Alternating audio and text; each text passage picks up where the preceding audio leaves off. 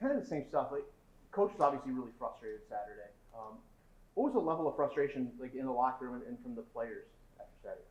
I would say it's on the same level as him. I mean, we all seen um, the steps that we've been taking each week throughout the season, and then for that to happen the way it did this past Saturday, obviously we're very frustrated with the situation that we put ourselves in, and so we're just ready to try to make a change.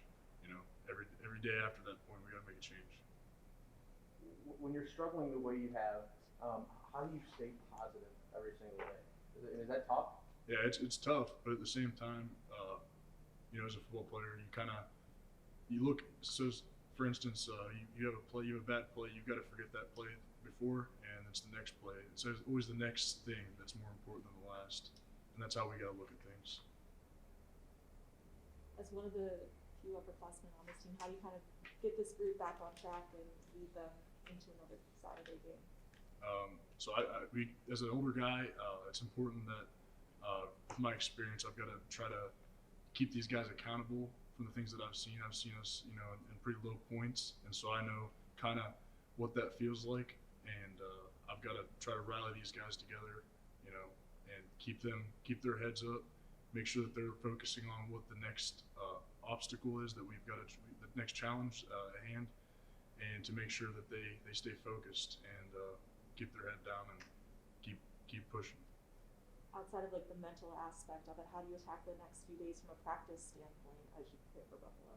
Every day we got to wake up. We got to be focused. We got to be thinking about every play matters. It's got to be elite. We've got to be elite with what we do. We can't just be going out there and sleepwalking. The weather might be bad. It might be cold. We might be tired, but we gotta make sure that we're playing as if it's a game rep, every single rep, and that's going to be important leading up until this Saturday. You guys struggled to run the ball for a good part of the beginning of the year, but it seems like over the last few weeks that's gotten a little bit better. In terms of your offensive line unit stepping up and making those plays for your running backs, can you just kind of describe the growth and the progression that you guys have gone through? Yeah, absolutely. So it's we've obviously struggled. Everyone being young on the offensive line, and me being old but having very little experience at this position. It's been a tough time, but Coach Hedden has done a really good job on emphasizing the weaknesses that we have, and that being, our run blocking has been not as good as it should be. And so the past few weeks, every day in practice, we're working, ace, deuce, tray blocking. We're working on just everything that we can do, firing off the ball, hands inside, staying low, things that are really important to try and improve our run game.